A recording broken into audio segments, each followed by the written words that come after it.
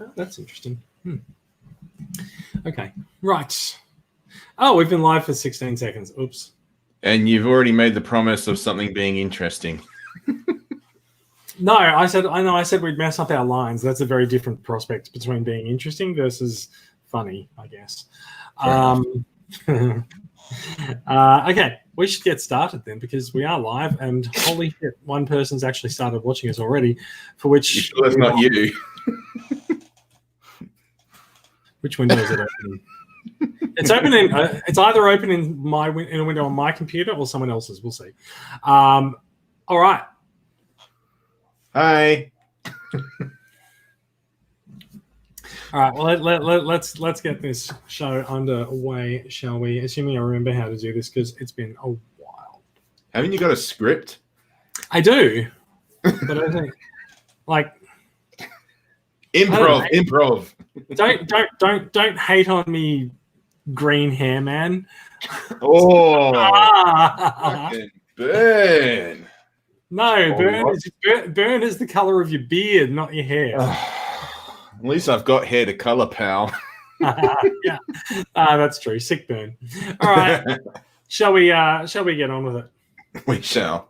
All right, everyone, welcome to Australian Transformers Weekly. We are bringing you Transformers news from around the world in a uniquely Australian perspective.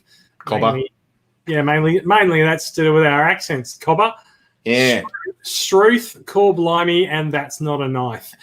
This is, however, episode 222. All the twos, 2 for 22, 2. We are recording. Oh, yeah. We are recording live on Friday, November 27th, 2020. In this episode, we will be talking a lot about Malibu Stacy and the new Bumblebee movie, and we're going to give you a bit of an update on what's out in Australia and what's coming up in the next few weeks because it's been a while and we're due for a bit of an update on that. So all of that and more is coming up in this episode of Australian Transformers Weekly. And this is my attempt at this is my attempt. Yeah, I know. This is my attempt at an audition to host Australian Idol. We'll have more about and more about these stories after the intro. Bam! Into the intro. Thank you, Brad. Blah blah blah blah blah blah. For the people who are watching us record this live, this is the part that gets cut out. Except we don't really know if it does get cut out or not. So we're going to assume. We don't edit it. We're going to assume. Oh, someone's just dropped off. We're going to assume that someone actually has taken this out. We'll see what happens. Yeah. All right. And thank you very much. Thank you for listening and watching. I'm Jason. Joining me this week, we have Bradley. Sorry, Bradley. This is going well. We have Bradley Smith. Oh, see, that really did go well. We have Bradley coming to us from Perth with a bonus belch thrown in. Bradley, how are you doing? I'm doing well. I didn't know that got picked up. I do apologize for those that are listening. I'm doing well, thanks. That's actually how you can tell that it's an Australian podcast. We don't mute ourselves to burp or fart. Yeah, I think I belched last time I was on the show, but yeah, I'm doing well, thanks, Jason. How are you doing? Good. I'm actually just wondering if we should rename your lower third to Belchley or something like that. No, fair enough. So how's it going over in Perth? The eastern states are having a bit of a party related to the lack of COVID and some newfound freedom. I went out and had a barbecue this evening. The weather's been nice. How are you doing? That's all that stuff is like so last year in WA because because you guys are a fortress. Yeah, we don't have COVID. We're cool. Yeah, you also don't have like immigration and borders that are open and stuff.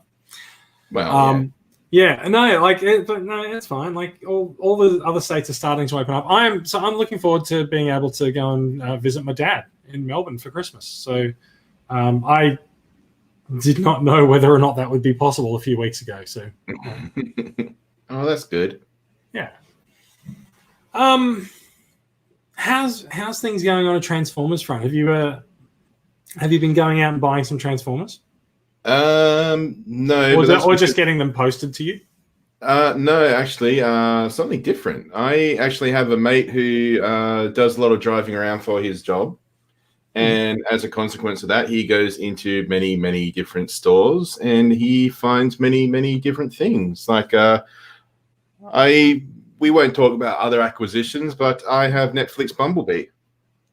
Very nice. Yes. Yeah. My friend found this in a brick and mortar Kmart. I hear say brick and mortar Kmart as if like it's an aberration that we're not familiar with anymore. Well, I mean, he didn't buy it online, is what I'm saying. No, fair enough. Well, you can't buy them online, at least not reliably. Well, not for under $80. Well, no, I mean, like, so if you go to Kmart to the website where it says like you can buy the Netflix deluxes, you can't request Bumblebee. So, like, let's be honest, it's one of those potluck things. Well, it's assorted because all of the Netflix items, and the same thing happens with Earthrise and Siege. They all share the same assortment code, and so Kmart literally can't tell what you're ordering because it's only got one code in the database, but there's 4 different figures or 5. So it's hard to order Bumblebee from Kmart. You sort of have to go and order like 5 or 10 just to be sure that you're going to get the one that you want, and then either return the ones that you don't want or just sell them. Yeah, that's It is annoying. So I too have acquired myself a Netflix Bumblebee and an Elita One, and I'm not sure that I'm going to hold on to all of them, but we'll see what happens. Like as you can see, the shelves behind me get slightly busier every episode. So, despite the fact that I have more shelves in the background of my study than I have had ever before, space is limited. So I need to make some hard choices about what stays in the collection and what goes on the display shelf. So it's going to be a bit of a topic of what's going to happen in my life in the next few months. Is trying to whittle down some parts of the collection. Is that Skylinks you've got on top there? Because the white's sort of blending into the wall, so it looks like there's just a blue tank with a red turret. Yeah. I mean, like, isn't that all Skylinks is really anyway? Yeah, pretty much. Blue tank with the red turret. Yeah. No, that is Skylinks sitting up there, and he is sitting up there like a good boy. So, yeah. That's good. Someone came around yesterday, and they're like, "I don't think Skylinks would like that pose." I'm like, well, too bad. I don't think any pose is good enough for Skylinks. Oh, look, there has to be a couple of things that are good enough for Skylinks. Yeah. Let's get on with talking about some news, shall we? We shall. First of all, the first thing I want to cover off in news is just a bit of an update on where we're at with local releases, because it can be hard to keep up, and especially when we're not actually here every week telling people what's going on. There's been a bit of a lag in keeping people up to date on what's happening. So from the top, we've talked about Netflix Wave 2 Deluxes already. You can find those in Kmart if you're lucky. So Kmart got stock of these things and pretty much sold out the day or the day after the stock came in. I went to my local Kmart store today because it's Black Friday and I wanted to pick up some cheap trash. And I also checked the Transformers aisle, and there were 2 Netflix Wheeljacks. So I feel like Wheeljack is the shell former of Netflix Wave 2. All stores seem to have a Wheeljack left. But, of course, Bumblebee is the big hero of the wave. He disappears almost instantly. And Elita One also seems to be pretty popular as well, which, considering that she's a repaint of Earthrise RC, a figure which has not been universally loved, I am quite surprised at the speed at which Elita One is disappearing from shelves. Impactor also is going pretty fast. I think I've only seen Impactor a couple of times in the wild. Now, we should also mention that along with Netflix Wave 2 Deluxes has arrived the Netflix Wave 1 spoiler box. Now, this was meant to be a spoiler for season 1 of the Netflix show, which happened in June or July of this year. So it is thus of no surprise to anyone that it's a dead Ultra Magnus. The more surprising thing is that there's an Ultra Magnus figure in Kingdom, so maybe that's maybe the real spoiler is the fact that Magnus ain't really dead. Have you got another victim in there? Sorry, I think I've actually just been told to shut up by my cat because I'm stopping him from getting some sleep. Oh. So Ultra Magnus, the Wave 1 spoiler box is at Kmart now. It's $89. It is worth noting that while a lot of people are a bit upset about like the prices of things going up, Kmart has actually kept the price of the Netflix figures to standard retail prices that they've had for the last few years. And they're to be commended on that because it means that we actually have the cheapest prices in the world on these Netflix figures. They are a couple of dollars cheaper. Sorry, they're a couple of dollars more expensive than the rest of the deluxe ranges on their US pricing. But here they're $5 cheaper than the recommended retail price for Earthrise.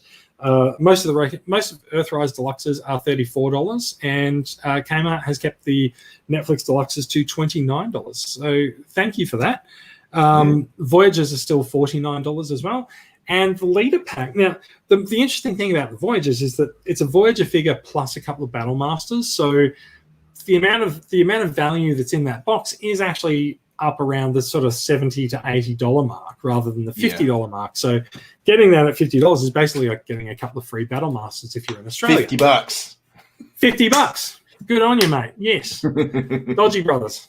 So the Netflix Wave 1 spoiler box is here, but Netflix Wave 2 Soundwave, which is a very highly anticipated figure, and Optimus Prime, which also seems to be quite anticipated, but despite the fact it's the 5th release of that figure this year, they're also not in Australian stores yet. Now, I've taken it upon myself to email Hasbro Australia customer service, and they have responded to me and said that Soundwave and Optimus Prime and the Wave 2 leader box will be coming to Kmart in December. Now, that's interesting information because Hasbro Australia also said that Earthrise Wave 3 won't be coming to Australia, but here it is in Big W stores now. So whether you can sort of balance one up with the other and say, well, they know what they're talking about or they don't know what they're talking about, the fact is Netflix Soundwave, Optimus Prime, and the Nemesis Prime leader spoiler pack either will or won't be here in December. I'm saying that to cover all bases so that no one can say I was wrong. So don't expect stuff, but go out and hunt for it anyway. Yeah, that is I think the best message. Go and hunt for it, and if it's not there, don't. If it's not there, don't at me on Twitter. So the news there is also that Earthrise Wave 2 is at Kmart stores around the country, but it's there and it's drying up pretty fast. So it's been there for a few weeks. It's a bit hard to say. And Wave 3, which we thought wasn't coming and started all ordering online, is at Kmart, and not at Kmart, it's at Big W. Big W's got them priced, I think, at about $34. So take the Kmart webpage into Big W and see if they'll price match $29. Yeah. This is kind of the thing that you should be doing at any of these bricks and mortar stores is before you approach the checkout area, Google the thing that you've got in your hand and see if anyone's offering it cheaper, and if they aren't, get them the price match. Now, I just imagine like you going up with that, and then people like the poor bloke who works at the customer service or in the checkout just going, "Oh, you fucking nerd! All right, fine, I don't care." Yeah. So my favorite price matching story is when I got some Philips Hue bulbs from Bunnings, and the recommended retail price on them was $50. Amazon, unbeknownst to me, was selling them for $25, and I had taken in a price match from Kogan for $40. So I've gone up to the service desk with the Philips Hue bulb, and I've said to the woman behind the desk, I'm like, "I'd like to price match this, please." And she's going, "Oh, let me guess, Amazon." I'm like, "No, actually Kogan, but now that you mention it, let's have a look at Amazon." "Oh, yeah, yes, Amazon, thank you. Yes, that'd be great." So like, the price match policies exist for a reason. It's to make sure that customers actually come in the door and buy stuff. So just use them. If the store that you're shopping at has a price match policy, see if you can use it.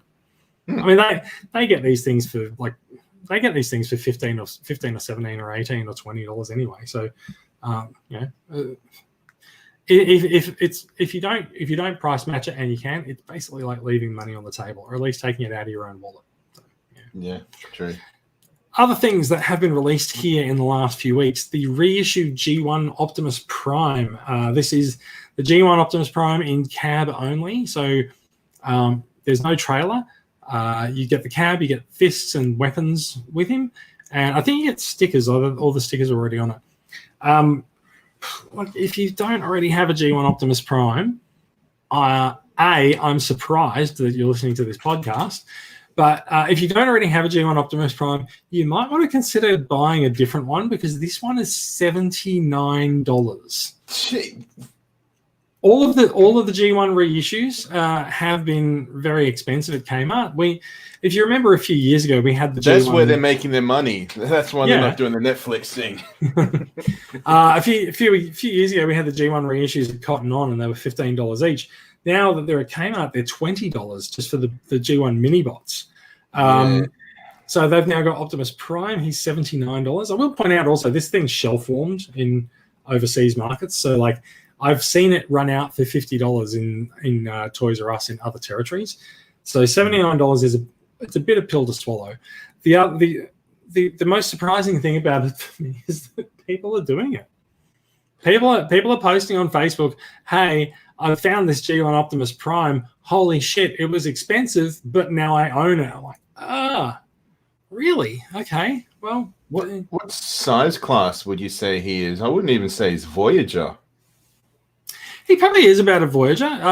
Most of the G1s don't really map to modern size classes. Like, these days our combiners are made out of deluxes. But if you took the Constructicons of old and put them up against deluxes of 2020, like, they're tiny. They're more like Legion classes or Legends classes. So it's hard. Like, he doesn't have a size class because they didn't do that back then. It's just, I think they're just going for the nostalgia suckers. I think so, and also, like, it's a good time of year to put that kind of a thing on the shelves, because if someone's looking for a present for someone that they know who is a Transformers fan, like, who's really going to turn that down if it's given to them as a present? True. And ultimately that is what it's there for. Yeah, exactly. I don't know what I just drank along with that water, but whatever. It was tasty. Some other things that are on the shelves in Australia at the moment. The final piece of the Cyberverse Macadam Build-A-Figure, the deluxe range, Thunderhowl, has finally been spotted on our shelves. It's funny looking back at 12 months ago when I was looking at the first wave of these figures in Hong Kong. There was a diagram on the back of the box that said, the wave 1 is out now. Wave 2 will come out around the middle of 2020, and then wave 3 will come out a little bit after that, and then wave 4, which is just the single figure Thunderhowl, and Cyberverse RC was wave 3, and Thunderhowl is like wave 4, and they're like, Thunderhowl will be late 2020. And it's like, oh, actually, here it is. It's late 2020, and Thunderhowl's on the shelf. So, like, who knew back then that all of those things were quite accurate? So I have located a Thunderhowl. He's not in my hand yet, but he will be this weekend. So this weekend I will figure out if I need to buy or rebuy any other of the deluxe figures, because I have a feeling I've lost some of the Build-A-Figure parts somewhere around my house. I do remember when you got them originally, you were very much enjoyed them, but I guess you didn't keep a hold of the Macadam parts. So I think I did. Like, I think I know where they are, but I'm not sure. I'm not sure if the ones that I've added over the course of 2020 have actually been tracked properly. So we will see what happens. Okay. If anything, I'm quite fond of the figures, but I have been assuming that the Macadam figure will not be very good. And having seen photos of it put together, I feel like I might be wrong. He might actually look pretty good. We'll see how it goes. The only other Transformers Builder figure I know of, and one that I own, is Transmutate, and she's not great. No, fair enough. I don't. I actually, you're going to have to explain that one. Actually, like, what is Transmutate? From Beast Wars. Oh, okay. But so this was before the Build-A-Figure concept, though. No, this was in the this was in like mid 2006. So the idea of like the Build-A-Figure as like a brand name and stuff, that is something that Hasbro's sort of brought to the market in the last like decade or so with different lines, but they've brought it into Marvel Legends, and so that's huge in Legends, isn't it? It is. There's like the Build-A-Figures cover, I think a whole wave at a time, but here we're sort of like a whole line because the waves are so small. It's a funny thing when you look at Transformers versus the rest of the toy industry. Our waves of figures are really small. Like we get like 3 or 4 figures of a particular size class, and in like Marvel Legends, in Marvel Legends, you get like seven figures in a wave and stuff like that. So the Transformers is a little bit different to the rest of the action figure industry. I think it's just because with Marvel Legends there are so many characters they can pick from, whereas with Transformers for some reason they always hover around the same old. Like they very rarely introduce any characters that fans know of, but there are very rarely any toys of. Like they always just go Megatron, Optimus, Bumblebee. Yeah. Look, those are the figures that sell. You can't really blame them for that. True. You see what happens when they deviate from that is that you get a shelf full of Silver Bolts for the rest of the year. Or Optimus Prime without a trailer. Well, so those don't seem to be shelf forming. That's the thing. Like as much as we might dislike them, they're selling. They're out, and people are actually handing over money for them. So, yeah. Other stuff that has hit recently, very quickly. Maverick, who actually I don't think I actually covered. He's over there. I can see him, but I can't get to him. So Maverick is now officially out in Australia from EB Games or Zing. He's $98 there, which is a little bit of a markup of what I paid for him on import. And Generation selects G2 Megatron, the Earthrise Megatron repaint in the green and purple camo. That is hitting EB and Zing stores this week. His sort of wave and announcement, the G2 repaint of the Sandstorm for Earthrise Seeker jets. Not seen yet. We have seen some in-hand images leak out, so we know that he's coming out of the factory because someone has taken one from the factory. Whether legally or illegally is not for us to comment. Oh, it's probably illegally, let's be honest. Oh, yeah. So yeah, still MIA for Australian releases. The Galactic Odyssey sets. So you can order the Biosphere clone set, the Autobot clones. You can order that from Amazon Australia, and that will actually ship. I believe that's actually shipped to Australia before it was meant to be released to the rest of the planet. So go us.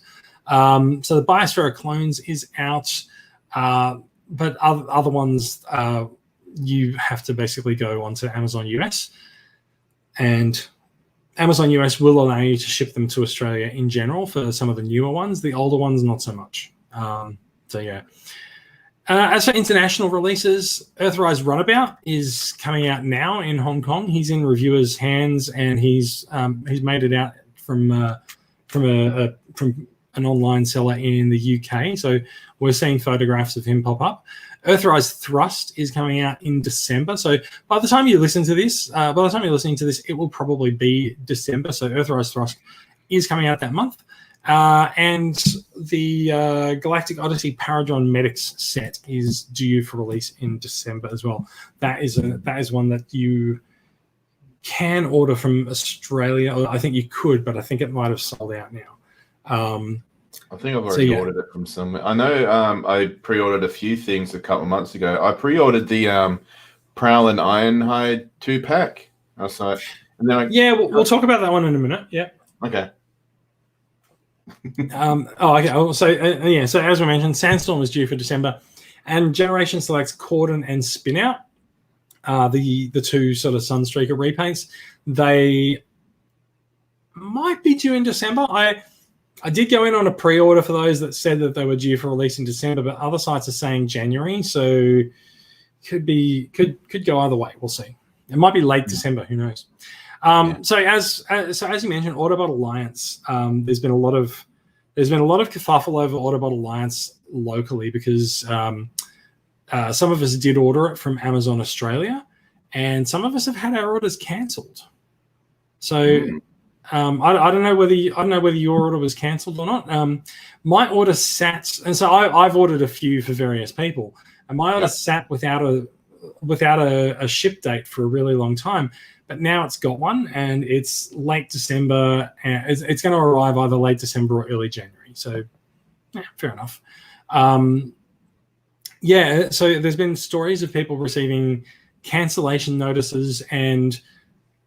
I'm just going to go out and say utter bullshit excuses from Amazon. One person I know received a note, like a 3-page note from someone at Amazon that said, "Look, we ordered too many of these things, and our supplier can't supply them, and now the price has gone up, so we've had to cancel your order. You can reorder it at the higher price." And I was like, "That's a bit steep." But the part that doesn't actually make sense about this is that it's an Amazon exclusive item. Yeah, that's right. They've ordered too many of their own exclusive. Yeah. How can the price of the Amazon exclusive item go up? So the person who relayed this story to me, he showed me the 3-page email from Amazon saying, "Look, we're really sorry, but blah blah blah." And it's like every single thing that they just said was bullshit. And so he basically got onto the customer service and said, "No, you're not allowed to cancel this order. You have to fulfill it." And sure enough, they've given him a ship date now. So yeah, it's kind of weird. I think Amazon Australia has had to do a bit of catching up to the US when it comes to exclusive items, and I think they're getting better because we're now seeing fairly regularly, maybe not with exclusives, but we're seeing fairly regularly with Earthrise figures that it's listed on Amazon Australia, but it's sold by Amazon US and sometimes also Amazon UK. So I think Amazon as a global organization is getting better at moving its stock around to cope with demand in different regions. And the good thing to their credit is that when it's coming from Amazon US or UK, it's still a pretty good price. Like the deluxes are generally hitting $33 to $35, and that's with shipping. So that's it's easy. It's good enough. But when they do cancel items, it's really frustrating, especially when they're items that are difficult to acquire that you've been sitting and waiting for a shipping date for a long time for. Yeah, because the thing that happened to me was, I think beginning of this week or end of last week, I got an email at like 11 p.m. from Amazon saying, "We need your action on this." And I was like, "Okay, what's going on? Has something happened with the payment?" And I went on there and said, "Do you still want this?" I was like, "Yeah." And said, "Okay, thanks for letting us know." It's like, was this an item on your wish list, or was it an item that you'd ordered that they hadn't shipped? It's an item I've already pre-ordered. It was the Autobot Alliance. Oh yeah, yeah. It was that. Yeah. I was like, that's just weird. Like I pre-ordered something, and they're like, do you still want it? It's like, can we give this to someone else? No. Can we give it to someone else we just sent a 3-letter email to explaining why we can't give it to him? Yeah, he's really angry, and we need to do something about it. So we're going to give him yours. No, you're not, you bastards. Nah, it'll have to be someone else's. It's probably going to be mine. You've got a ship date, haven't you? I do, but I don't have a ship date. I have an arrival date, and it's a month-long window. So it's going to arrive sometime between the end of December and the end of January. Well, make sure you're home for that. Well, I'm not going to be home in the end of December, but yeah, we'll see what happens. Yeah. In fact, I might actually redirect it to a parcel locker. So if it does actually arrive, then I can just get my housemate to pick it up. Good thinking, Bradley. Thanks for putting that idea in my head. That was good. This is going to be weird, but we just here at the Australian Transformers Weekly podcast would like to wish everyone that's pre-ordered anything from Amazon good luck with getting your order. Good luck, and we're all counting on you. Leslie Nielsen. Yes. So look, that's a bit of an update with what's happening with international releases. In fact, I didn't actually mention that Gigawatt's out. He's been out for a few weeks overseas, and in fact, probably a couple of months. The Australian release of him is in December, coming from EB Games and Zing. If you ordered him from Amazon, sorry, but they cancelled all the orders. Australian release of not Ectotron, sorry, he's on the other screen. Gigawatts, he just happens to be on the desk in front of me. There's the camera. He's a nice looking figure. Gigawatt is out in EB stores this month. So if you've pre-ordered him, keep an eye out. They should be getting in contact with you pretty soon. And he is really nice. Can I just say that I find it really funny that a toy based on a time machine is being released before it's meant to be released? No, it's after it's meant to be released. Is it? I thought it was out for a few months, but it's coming. So it's been out internationally for a couple of months, but the Australian date on all of the pre-orders for EB Games was December. I still find it funny. Shut up. Fair enough. I mean, look, you can find it funny that the toy based on a time machine is late. Yeah. See, look, it works both ways. There you go. I fixed your joke for you, mate. Thank you very much. All right. Now that we've sort of spent a bit of time blithering on about release dates and what's coming up, let's talk a little bit about Malibu Stacy, shall we? Or does she come with a new green sweater? Oh no, it's a new hat, isn't it? It's a new hat. I'm gonna add Malibu Stacy into the stream right now. We are talking about the new release of the Transformers crossover Ectotron. We saw an update from Hasbro a couple of weeks ago saying, "Hey, there's some Transformers Ghostbusters news." Everyone was like, "What? There's another Transformers Ghostbusters figure? That's great." Because there's been a customizer. I think he's in the UK, who's been taking a lot of figures and turning them into like a Ghostbusters team, and they look great. And everyone thought, "Oh my god, are they going to do more Ghostbusters figures?" No, it's a repaint. Yeah, it's a repaint. So Ghostbusters Afterlife is hitting cinemas now in March. 2020 has been the year of sliding release windows for movies. Most of them have slid all the way into 2021, including Ghostbusters Afterlife. In Ghostbusters Afterlife, a beaten up and downtrodden Ecto-1 is seen wallowing in a field, drowning its sorrows, with a bit of rust and all sorts of stuff not quite right on him. So Hasbro has taken the opportunity to release a version of Ectotron that reflects that deco. You might say that they've spent 2 years of battle damage on Siege to bring themselves to this moment where they can actually rust up a Transformer. You might be right, but Ectotron without the rust. Well, if you want it without the rust, you have to get the original version. Yeah. Ectotron is I feel like he's a little bit more comic accurate now. The figure had a very different head in the comics to his original toy release, so they fixed that up and they fixed some of the coloring and some of the panels on him. So I think he looks a little bit more like the comic, except he's also scuffed up, so he doesn't look like the comic. And they've also changed. Excuse me.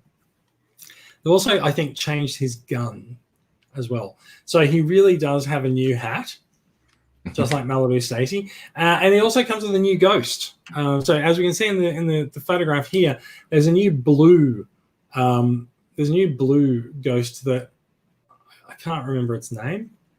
Bloomer, Blue Slimer. Blue Slimer with multiple arms. And he's like musher or something. Anyway. Yeah. So the other interesting thing about this is that the Slimer that comes with this new Ectotron is less translucent than the one that came with last year's Ectotron. So Ectotron and MP10 both came with the same Slimer figure, decorated differently. This one looks more like the MP10 Ghostbuster Edition version of Slimer. And then, of course, there is the new blue figure that comes with him as well.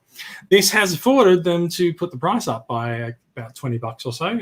So the new Ectotron is a lot more expensive than the last one. Yeah. Bradley, do you have Ectotron, and do you want this one? Are you a Ghostbusters fan? See, for me, when people win Lotto, they do lots of weird things. For me, if I win Lotto, the first thing I'm going to do is buy myself an Ecto 1, because that for me is my dream car. I like the Ecto 1. I like Ghostbusters. I'm not going to buy a second Ectotron. Oh, yeah. Oh, I thought we were heading for a must buy verdict there, but no, you've just spun it at the end. Yeah. Okay, fair enough. I too will not be buying the new Ectotron. However, I don't have a long-winded story to go with it. I just don't need a second one. Sorry. Actually, you were saying before about the customizer who gets things. I think I saw a picture he did. He got an Ectotron and he turned it into the car the Ecto 1 was at the beginning. The black car with like a red light. Oh, okay. That's different. I haven't seen that one, but yeah. It was hilarious. I saw it and I was like, oh my God. A, why would you do that? And B, thank you for doing that.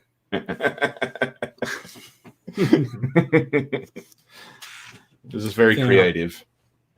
So we don't have any Australian release information on the new Ectotron yet. We assume that it'll be coming.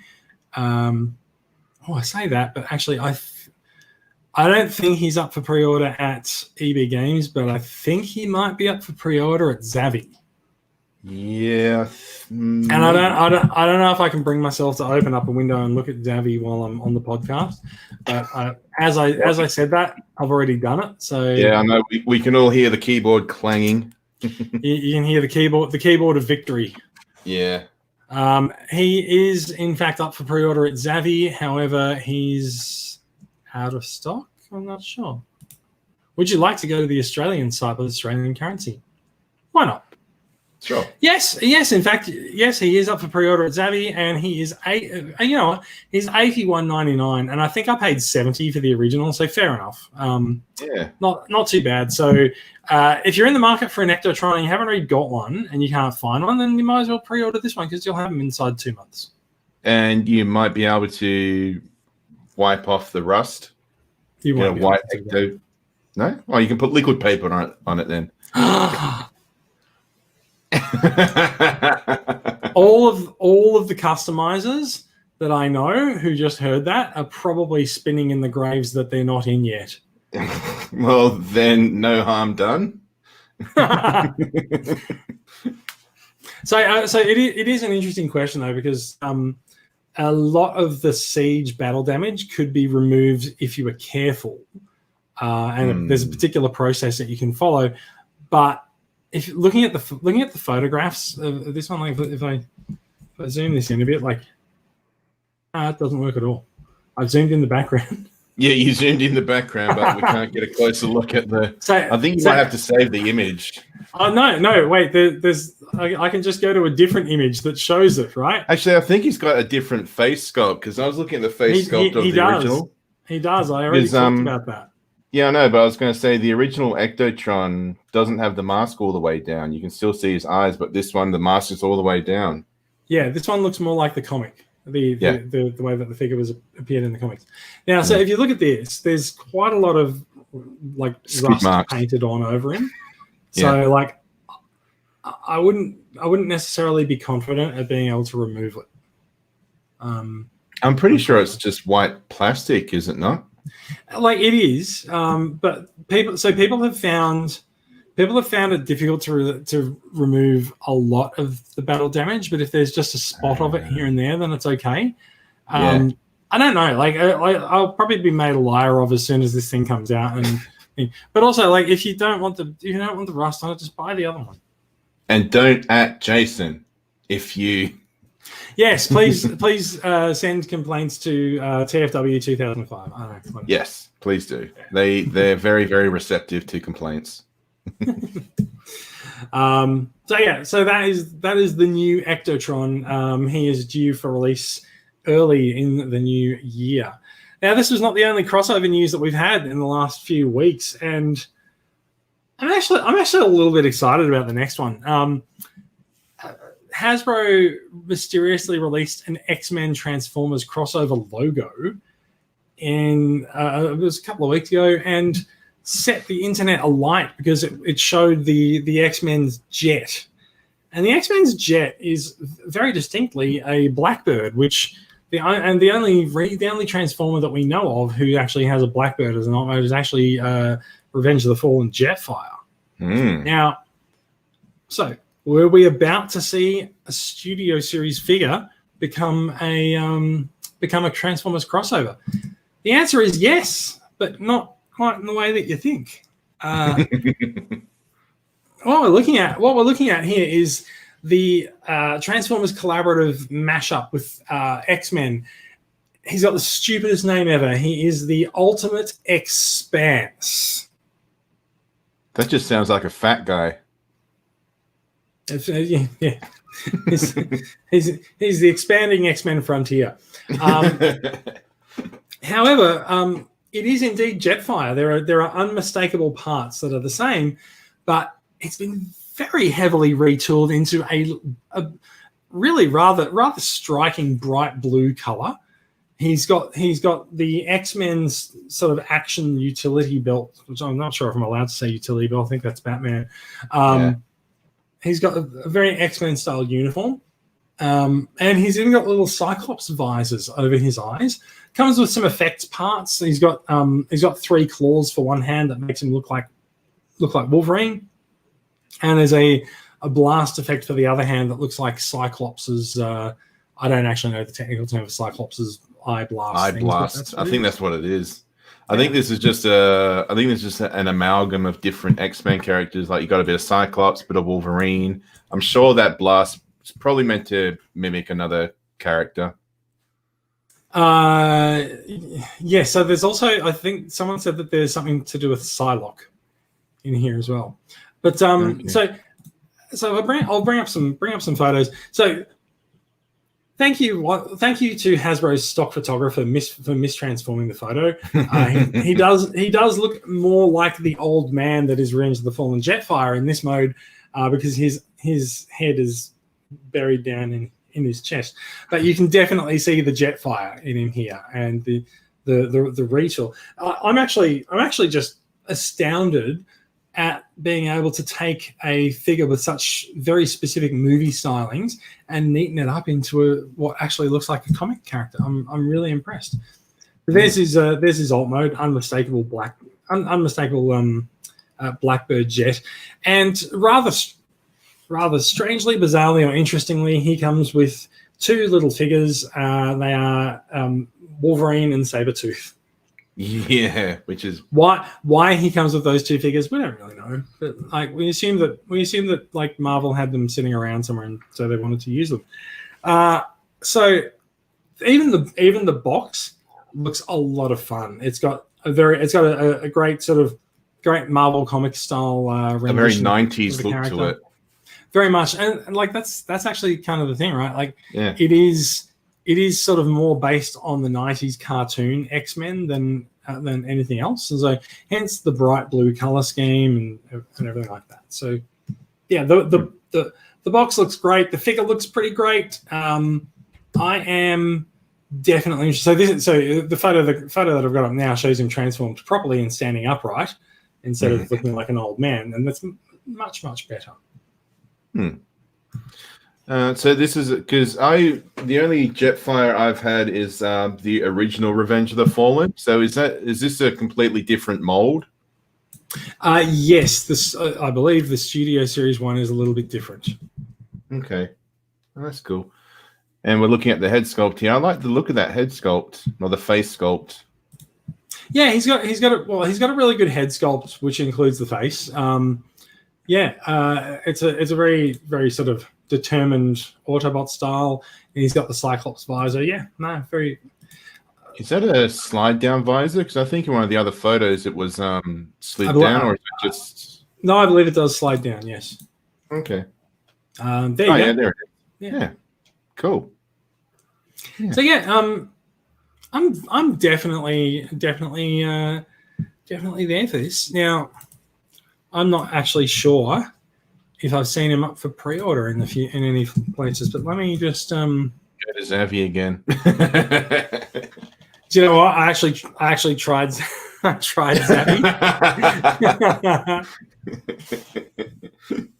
But I think so. The site that I found it on is Hobby Corner, which is in the Philippines. He's 4,400 Philippine pesos, which is $120. Given that he is a leader class figure, he's retail. He is much bigger than the other crossover. Well, he is. I think he's actually the biggest crossover figure that we've had. So fair enough. Yeah, you can have your $120. We will see. It looks like he's due for release in April. Cool. So that's the Malibu Stacy section of the section of the news. We also just want to talk about very briefly. There's been I'll take the screen share off of this as well. So with Transformers Kingdom coming out soon, Kingdom's core class has made it to stores around the place. They are shipping from a few stores in Canada, and so the core class figures are out, and Hasbro very kindly sent a bunch of Kingdom figures to different bloggers and YouTubers and people in the Transformers community around the world for a global unboxing event. So if you have a look on YouTube, look at your favorite YouTubers and look at your favorite Twitter personalities and Facebook personalities, and you'll probably see that some of them have been sent a box by Hasbro with all the Wave 1 Kingdom figures in it. Makes for a very, very nice unboxing event. The Kingdom boxes look amazing. They're really nicely put together. The artwork on them is fantastic. And following that, someone then went and leaked most of Wave 2. So we see now. Yeah, so we see from that there's a couple of notable things in this photograph. Now, first of all, we are looking. We don't have the photograph up. Oh, we don't. That's right. First of all, no photograph. First of all, there's no photograph. So first of all, we're looking at an even split in this wave of G1 figures and Beast figures. So we've got Dinobot, I believe is on the left. Yep. Followed by a re-release of Earthrise RC. It's notable though because they've gone to great lengths to hide RC's backpack in the packaging by putting the cardboard between her body and the backpack. And it's the only figure that they've done that for. It is really weird. Oh, actually, I say it's the only figure they've done it for. I don't actually know if that's true, but it's notable for RC. Yeah. After that, there is what looks like another fossilizer, but I can't quite make out his name.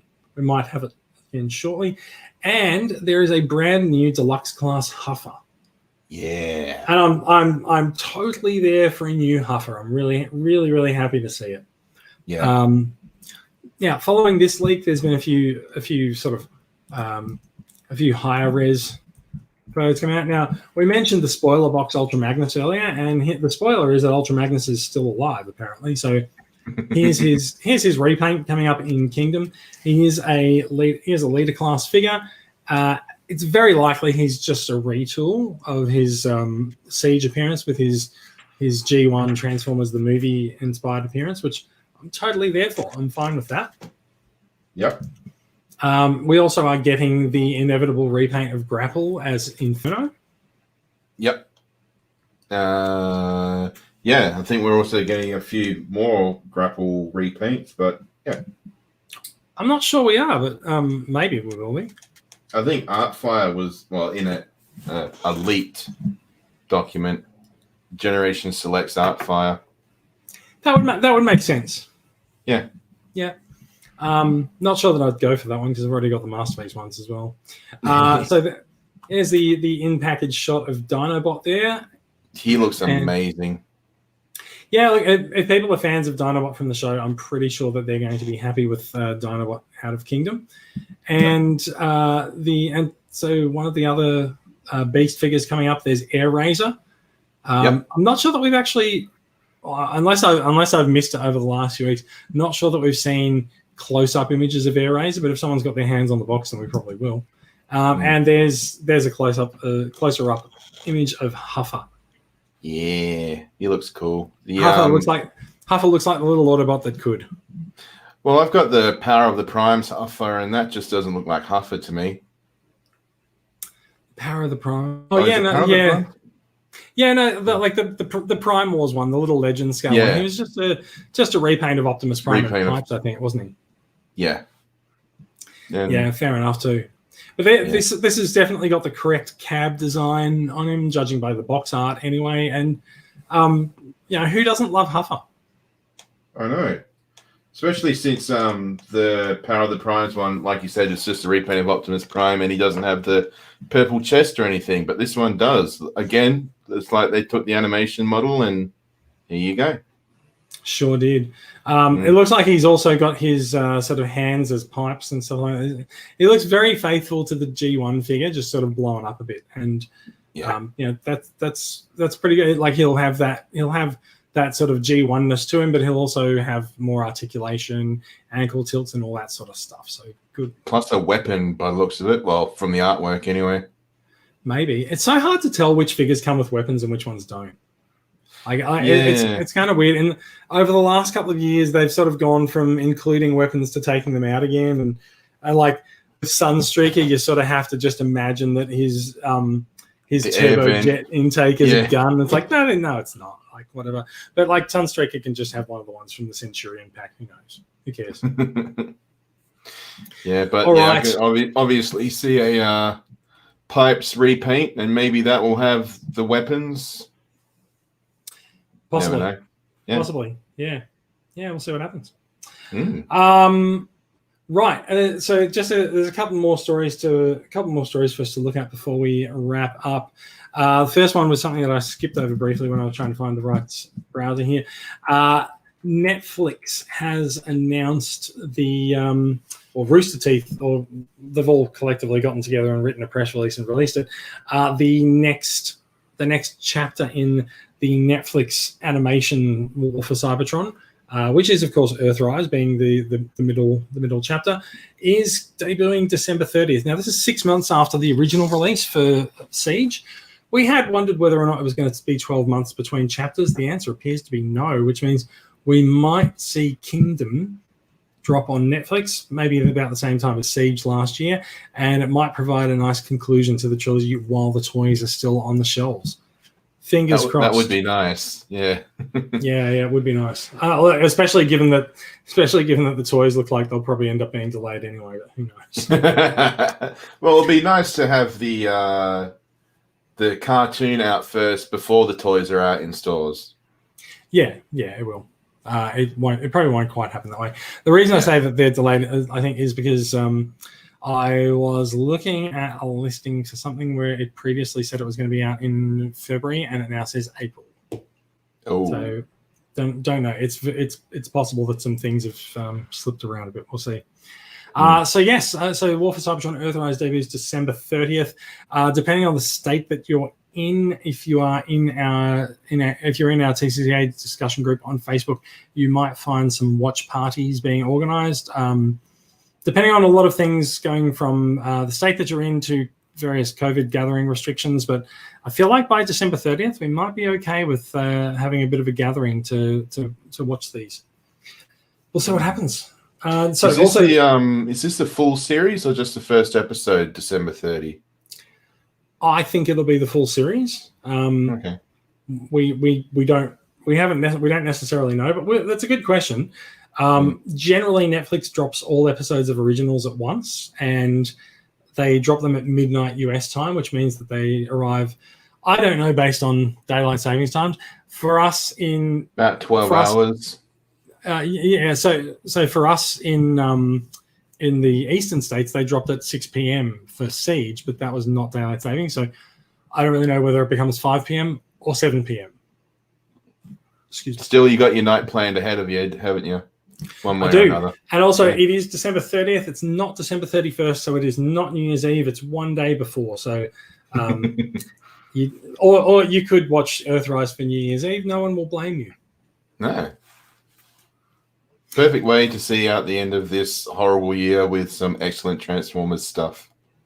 No, it's only the Netflix series, but yeah. Oh, God, here we go. Jason and his Netflix hate. Yeah.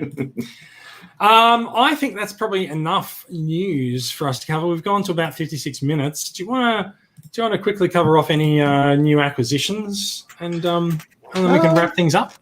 Yeah, I'll do a quick fire round. So again, I've got Netflix Bumblebee. Very, very happy to have. Mm-hmm. I put a Twitter pic on Twitter saying he's got a freaking VW logo on him because he does. He's licensed. Yeah, officially licensed. I think that's really good. So if you're a Transformers fan, I recommend going out to find one. Just don't buy them at the extortionary prices that I've been hearing stories about.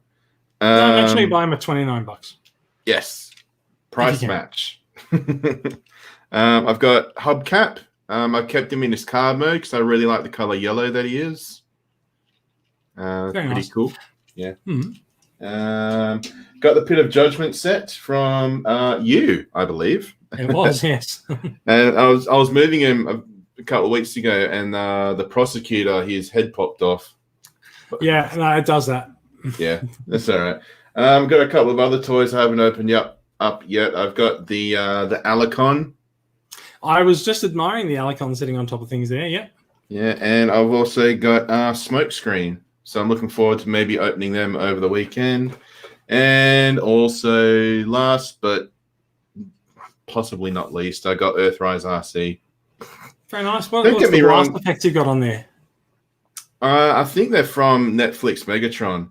Yeah, cool. But I just put them because that's the end of her car mode. And as soon as I got her out of the packet, I almost lost the little spoiler that's on her car mode. I had to really clip it in there. I might have to glue it in at a later point. I don't mind her, but I can understand people not being a fan of the fact she's a shell former. Understood. Yeah. But that's it for me. What about you, Jason? What do you got? I need to insert a pause here because I desperately need to get up and go to the toilet. I'm sorry. I'll be back in a minute. Okay. All right. What else have I got? I think I showed off Super Megatron last time. He's very cool toy. I have put I don't know what, I think this is the Executioner from the Pit of Judgment. I got him in his beast mode. He's pretty cool. He is a remold actually of the Alicon. He's not just a straight up repaint. He does have he's got these massive shoulder spikes, whereas the Alicon's just got little nubs on his shoulders. You can see there. Different face sculpt as well. This one's got the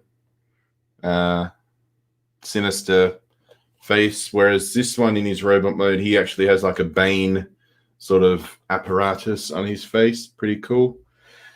Oh yes, the Pit of Judgment does come with a Krennic toy, which I have put inside the Quintesson Judge just because I didn't want to lose Krennic. Plus, he's really small. I don't think Krennic should be that small. I mean, it's cool to have a Krennic toy, but at the same time, he is very, very small, just like the Prosecutor. Is this the Prosecutor? Yeah, he is cool. He is a cool toy. I didn't realize this until I had him in hand, but they actually took some cues from the Alien, the Alien franchise. Hey, welcome back. Yeah, he does have a very very Geiger-esque head, doesn't he? And I don't know if that's especially evident in the cartoon or if it's just sort of something that comes when you extrapolate the 2D design out into 3D. Yeah. Like I said, I didn't really notice it until I had the toy in hand. Yeah. But that's it for me. What about you? What do you got? All right. Let me just find the appropriate screen. Don't forget to change the screen as well. Yeah. No. There we go. There we go. So I've taken a bit of a trip into the past and come back with two very good bros from 2003, which is the BotCon Sideswipe and Sunstreaker figures. And it turns out this is the third time I've purchased this mold this year. I didn't actually know when these were offered to me. I've been watching these guys come up because I have an eBay watch on BotCon figures. I've been watching these guys come up and been sort of like, I need to look into that and see what they are. And if you recall, a few months ago, I purchased Super Mac Alert, who was a Japanese BotCon figure, and he was a transparent version of, it turns out, this mold. And so now I've got three. I've got three of them. And so Super Mac Alert was from BotCon Japan. Sideswipe and Sunstreaker were from one of the 2003 BotCon things. I think there were multiple events in the year. I'm not quite sure, but very, very happy to have them. They're different Transformers from a different time. Like they've sort of got very human-like proportions to their. You sort of see their legs and their limbs, and they're actually sort of very much like the idea of RC being sort of the robot that folds up into the car. So yeah, pretty cool. So you said you were traveling back in time. Did you have something to help you travel back in time with? I did. Did I just throw off your whole style there? Okay. No, because here he is. Great Scott! It's Gigawatt. So Gigawatt is the Back to the Future crossover. We've spoken a bit about the crossovers this episode. He is a retool of Siege Sideswipe, and it's really interesting to see what they've changed. Like there's like a massive increase in the amount of detail on the mold. So like you can see the wires that travel around the wheel arch here, but they moved some parts of the vehicle mode around as well. So where previously the arms were definitively attached to or would come out from under the wheel wells, they come out a little bit back from it because the bonnet is so large on this guy. So a lot has been said about the bonnet. The bonnet is large. It's probably larger than he needs to be, but it doesn't really. I don't think it damages the figure at all. I think if anything, it just sort of makes his alt mode and his form and function a lot clearer.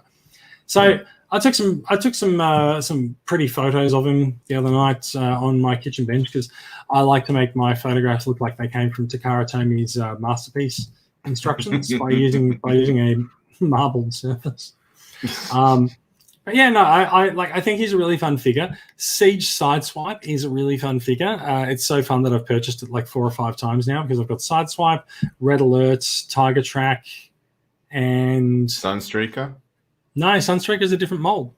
Oh, okay. So it's a slightly different mold. Yes. No. So yeah. No, I've got 3 of them now. I've got 4 of him. But yeah, he's a really nice looking figure because Sideswipe is a really nice looking figure, and there's a little bit of a family a family shot of them doing the sort of out of time pose. Yeah, the out of time. And I also because it's Back to the Future, I also do have the Time Machine Lego set. So I had a bit of fun putting the Time Machine Lego guys in a photo shoot with them as well. Like that one there. So you sort of got Doc with the Time Machine. He's like, oh, I could have the old Lego one, or I could have the new Transformer one. Yeah, there's a bit of a side by side shot, and of course, what does come with a little mini detachable Mr. Fusion. Nice, because this is meant to evoke part 1, and well, I mean, at the end of part 1, it was the same machine as in part 2. So yeah, you got all the part 1 attachments. Yes. That's right, and you can just flip the wheels down and suddenly it's a flying version of the Time Machine. So yeah. It does not come with a steam engine attachment. I was just thinking because we're getting the repaint of Ectotron, I can see this being repainted with white wall tires for Back to the Future 3.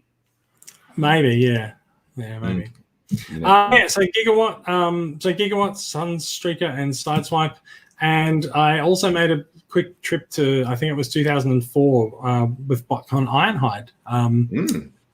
It's just a different figure, one that one that I've seen pop up in listings and sort of vaguely desired, and it was offered to me for a good price, so I grabbed him. This is an Energon repaint, is it not? It is.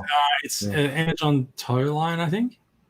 Yeah, it's just interesting because it looks like he's been repainted into Ironhide with an Ironhide G1 toy sled. Mm-hmm. Yeah. It's nice little reference to it there. That's pretty. So what shelf is he going to be going on? BotCon shelf or? Probably, I think. Yeah. Yeah. I think BotCon seems like a good shelf for him. That's pretty cool. And a few of the other acquisitions recently as well. Nice. All right. We've gone over an hour, so I think it's about time we wound up the show. We've met our quota. So we've met our quota. We've put our hour in. We've given Brad a bit of an editing job, so our apologies, Brad. And we'll see how we go. So a couple of notes before we go. Club memberships are open. They have been open since September. So if you would like to join the Australian Transformers Collectors Club, or Transformers Collectors Club of Australia Incorporated, as we are formerly known, please, if you find value in what we do, or if you'd just like to support us, and I don't mean the podcast, I mean the club. We do go out. We attend conventions when we're allowed to, and I don't mean there's legal restrictions on us attending the conventions. We're very welcome at conventions. Except for maybe Brad. I was going to say you, but Brad works for you as well. I don't know. Brad loves going out to conventions. Brad's love of going to meet people at conventions is actually one of the strongest aspects of the club, attending so many cons that it does. So like, look, Brad doesn't make it onto the podcast as much anymore, and so like I will just say, like, hey Brad, we miss you, but also like, thank you very much for some of the strong values and some of the codes to things that we do that you've instilled in us. And so like we hope that you like that we're carrying on some things. We are currently actually, and I'm absolutely staggered to be able to say this, we're actually having our second best ever year for memberships. We've actually just recently added our 165th member. Wow. So that puts us. I've been looking at the numbers of memberships for over the years, and we're currently quite a way behind 2016. But 2016 is our record for number of members, and we're currently in second place behind that, which I think is it's a pretty good place to be. We're all of us who've been working on the club this year, and the raffles and the memberships, we're all quite staggered that we've gotten to this point. We've actually had to reorder some of our merchandise a few times in order to actually be able to make all of the membership packs that we have to send out to people. We've had a few pauses along the way because we've had to restock. We thought that we would, quite honestly, we thought we'd struggle to get to 70 or 80 people. And so once we got to 80 or 90 people, we thought, oh, hang on. We're starting to run out of faction badges, so we have to get out there and order some more.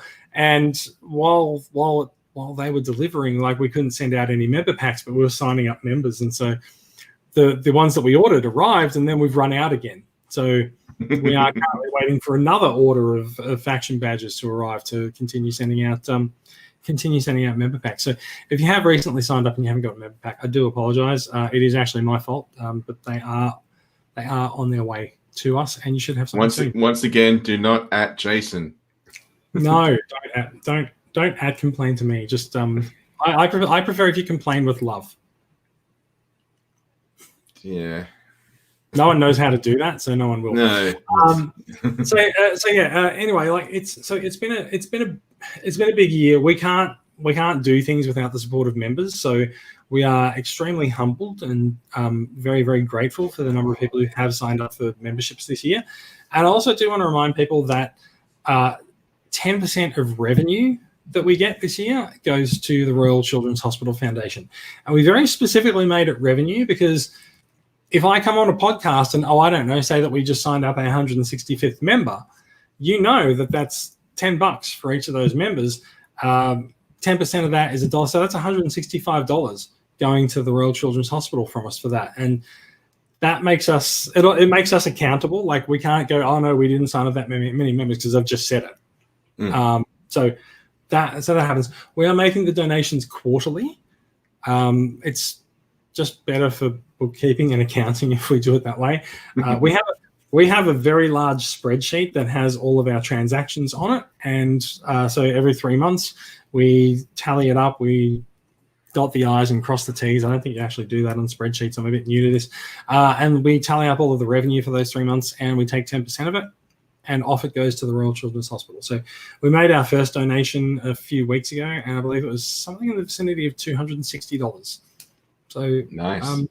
We're really proud to be able to say that we're supporting the Children's Hospital in this way, and hope to be able to do more in the future. We're going fairly hard at the raffles this month. We sort of took the pedal off. Took the foot off the pedal of the raffles late in October, and so it sort of showed in our revenue report for October that we obviously there was a gap there where we hadn't run a raffle. So just trying to make up the deficit. Not all of the raffles are going to be big items. So we've done the Pit of Judgment twice.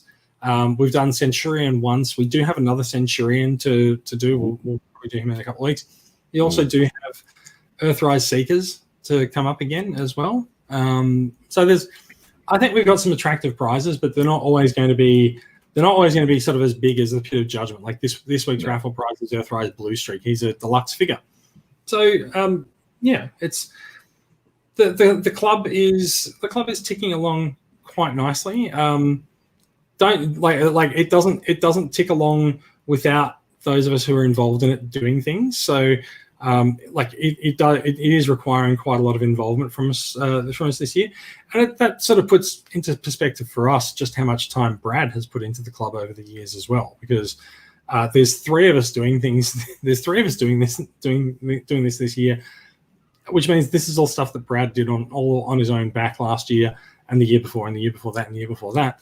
And it's something that I like to say we have to work smart, not hard, to get it to take place. So we have to communicate with each other, and these skills are actually really handy for operating in a shared workspace as well, in a workplace, and sharing responsibility for a bunch of things. So a lot of us are learning on our feet.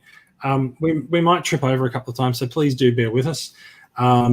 I have also been running the group buys and freight forwarding for the group, which is a really interesting thing. If you've ever had issues with an order from a toy store and just gone, oh, can't they do better than that? I'm not even a toy store, and I was like, oh my god, yeah, I understand how things just get messed up and just put in the wrong order. Even things sent to the wrong people. That's happened a little bit lately, not by me. And just it's a story that I heard on our Wednesday night video chat the other night. But just humans make mistakes. We're not all computers. So yeah, I've kept the freight forwarding and the group buy stuff manageable for a long time, but it's just sort of I'm finding that I need to be really careful about what box I put things into and where I record what people want and things like that. So please do bear with me. I'm learning how to do this while I'm learning how to do this on my feet as well. You're doing a good job. Anyway, that's thanks, mate. That's a rather more long-winded update than I was expecting to give about the club's operations. If you do value what we do and you would like to support us, please you can message Transformers Collectors Club Australia Inc., the Facebook page. You can just navigate to the page and there's a messenger window will pop up and it'll tell you how to sign up for membership, or you can email transformerscca@gmail.com, or you can just message me and I'll tell you how to get things underway as well. So if you like what we do, if you appreciate what you do and you want to support us, please do consider signing up for membership. It's $10. It's good until the middle of next year. Gets you a cool member pack and access to a bunch of additional services that we like to provide to members in the group. I'm a happy member. Very happy. Thank you. I'm a happy member as well. I've got just sitting here under my hand. I've got my member pack. Oh wait, I have to put it on the camera. I've got my member pack. I've got my Autobot faction badge. I got my collectors club cards and my Toy Hack stickers. So that's what you get for your $10 membership, and you also get access to freight forwarding, group buys, and if you're having trouble finding something, we'll try and help you find it as well.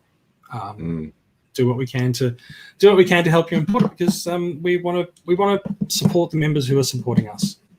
So I'll just say through the Jason Gateway, we call it, there's access to retailers and stuff you wouldn't really usually find online. Like they either don't have a huge online presence, or sometimes they don't have an online presence at all. And it's really good to get access to these vendors.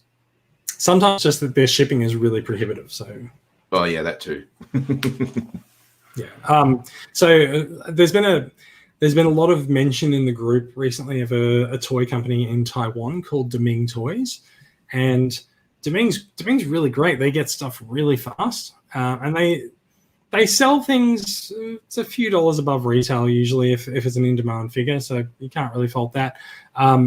But we do have an order of Thrust and Runabout toys coming for members, and Deming's shipping, because they're in Taiwan and because it's a pandemic, they can't post things by airmail anymore, so they have to go via EMS, which is basically it's a sort of a fast courier like service for post. It's on a speedboat. Yeah, it's on a speedboat with Hulk Hogan. What you gonna do when EMS runs wild on you, brother? So Deming is sort of hamstrung in they can only offer really expensive shipping, and so what I've managed to do is actually get them to post within Taiwan to a freight forwarder, and so it's a third of the cost to do that postage, and then the freight forwarder charges me by weight. Transformers are not that heavy, so hopefully we'll do pretty well with that. So for our order, it was going to cost us $150 to ship it to Australia to me, but instead it cost $50 to post it, and so the $100, like if that goes on freight from the freight forwarding, it's not going to cost $100. So very very good of Deming to sort of help us out with a bit of experimentation on this front as well, and also One Toy in Malaysia has also been really really good and really patient with me, putting up the numbers of things that I want to order. We brought in I think it was 18 Earthrise Blue Streaks from there in October, early November, and then we've gone right back and ordered another 8, and then just we don't have any more. You can have 8 and that's it. They had to cut us off. Yeah, I think we actually exhausted their supply. Same thing with Earthrise Thrust. They were just oh, you can have 12 thrusts. And that's all. The rest of our stock has to go to other people. So it's it's really good of them to support us that way. They know that they're doing a favor for collectors in Australia who can't get it, who can't get these items without importing them. And by importing them as a group, they're helping us save some money. So yeah, good on them. And we're helping their bottom line. Yeah, exactly. It's a win-win for everyone. I should also mention that One Toy has offered us first wave pre-orders for Studio Series 86, and they're due in around March or so. So if anyone's into those, get in touch, and we're happy to help members acquire them. And look, I think now I've been talking about the club membership activities for about at least 15 minutes. Yeah, about 15 minutes. It's about time we stop and take stock and say that is it. It's the end of the show. So thank you everyone for listening. If you've been watching the live record, and I have seen the numbers bouncing around a little bit, thank you for checking us out. It is a Friday night when we do the live record. We don't really expect anyone to watch us live. So to those of you who are watching live, thank you very much. If you want to find out more about these stories, you'll find the links to them all and more in the show notes that are posted to the Transformers Weekly Facebook page and our Podbean site, which is transformersweekly.podbean.com. The Facebook page is, of course, called Transformers Weekly. Australian Transformers Weekly, and of course, you can find Bradley and myself and Brad, who I think Brad takes our producer role these days because he does download and edit the episodes for us. And you'll find our producer Brad Mull all in Transformers Collectors Club Australia on Facebook. If you're not already subscribed, you can find the podcast on iTunes, Pocket Casts, YouTube, Google Podcasts, Spotify, and more. If you can't find it on those services, the RSS link is on the website, so you can pass it along to them and they'll add it in. Australian Transformers Weekly is a production of Transformers Collectors Club Australia, a registered club in Victoria run by volunteers donating their time, money, and Friday nights to make the club better for everyone. Our goal is to connect Transformers fans around the country. I nearly said collect Transformers fans around the country. Not again, Jason. You were warned. I know. Like, you know, I've had to give the shrink ray back to Rick Moranis. We do it by engaging the collecting community. You can find out more about the club, including affordable yearly membership options at transformerscca.com. Bradley, you can be found on Twitch. Tell us about your Twitch channel. Yes, and also tell us why your hair is green and your beard is it's meant to be pink, but it's sort of gone fiery orange. Yeah, again, I think it's the lighting. I don't know what's going on. Twitch.tv/groovyguy0069. The hair is green because I hit 250 followers in July. The beard is pink because I hit 500 followers a couple of weeks ago. So when I was getting the beard done, they redid the hair as well. And excellent. I was very scary to the other patrons of the barbershop because I was there with my eyes closed and a mask stuffed under my nose because I couldn't breathe with all the bleach in my beard. Oh yeah, no, fair enough. So wow, yeah. Oh. well done. So yeah, it's fine. Have you updated your Twitter avatar to reflect these colors? Yeah, haven't you seen the? I remember seeing the beard as black. I didn't see the pink one, so I'll have a look at it now if you want. While we throw away to whomever, whatever people are going to be watching or listening to after this very podcast recording / live stream. You're good at monetizing YouTube videos. All right. That is it from us. Thank you for watching, everyone, and thank you for listening. We're sorry we've been gone so long. We will do our best to not leave the gap so long between podcasts. He says as we lead up to Christmas and obvious absences. So we should say this now. Merry Christmas and Happy New Year. Merry Christmas. We'll see you in the new year, and we might see you before then. All right. Thanks, everyone. And we'll be back with more Transformers news next week. We should not laugh after that line. That's bad. That's all right. And now we do our Naked Gun style wave and pause on the live stream. Thank you, everyone, and goodbye.